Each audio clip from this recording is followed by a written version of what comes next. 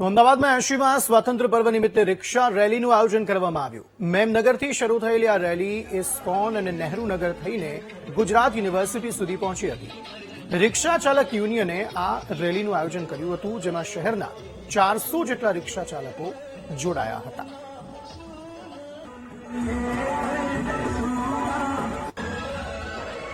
તો અલગ અલગ લોકો અલગ અલગ રીતે પોતાની દેશભક્તિ જે છે તે દેશ માટે દર્શાવતા હોય છે.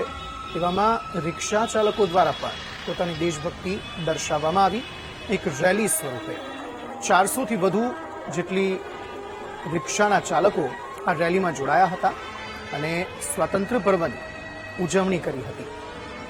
ઇસ્કોન મંદિર પાસેથી નીકળેલી જે આ રેલી છે તે ગુજરાત યુનિવર્સિટી સુધી પહોંચી હતી અને તેનું સમાપન થયું હતું. આ રેલીમાં 400થી વધુ રિક્ષા ચાલકો જોડાયા હતા અને પોતાની દેશભક્તિ પ્રદર્શિત કરી હતી.